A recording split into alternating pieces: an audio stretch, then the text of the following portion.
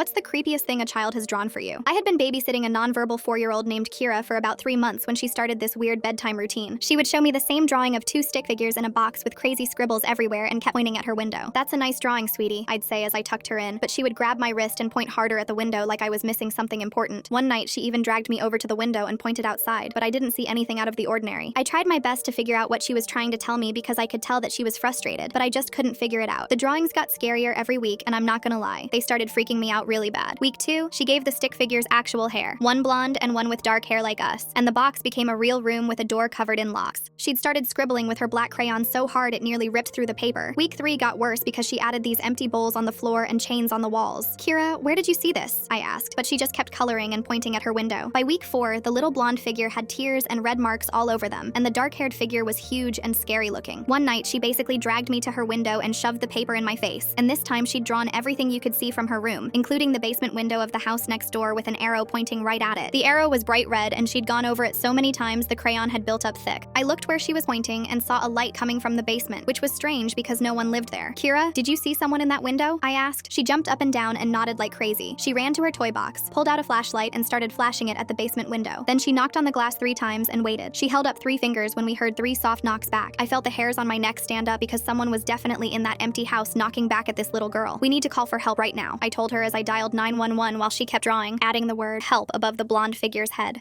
"There's someone trapped in the basement of the abandoned house next door," I said to the operator. "How do you know someone's trapped?" the lady asked. "The 4-year-old I babysit saw them and has been drawing pictures of them. They're knocking back when she knocks on the window," I said. "Is this a prank?" she asked, and I could hear her getting ready to hang up. "Please just send someone, I'm begging you," I said. She sent 2 cops to investigate, even though I know she probably thought I was losing my mind. Kira grabbed the female officer's hand and pulled her to the window, showing her the drawings and doing the knock pattern again. The cops went next door to check it out and saw fresh footprints in the mud by the basement door. They broke down the door and found a little boy chained to a pipe in that basement. It was a 7-year-old kid who'd been taken from a playground 3 towns over. The boy told the cops he'd been tapping on the window with a stick whenever he heard people outside. When they brought him out of the basement, he looked right up at Kira's window. The little girl heard me, he kept saying as they wrapped him in a blanket. She knocked back every night, so I knew someone was trying to help me. The cops caught the kidnapper trying to sneak back in with a bag of McDonald's. Kira doesn't draw those scary pictures anymore, but last week something amazing happened that I'll never forget. She walked up to me holding a new drawing of 2 kids playing on swings and said her very first complete sentence to me, which was, "Aiden is happy." I'm not ashamed to say I cried right there in their living room.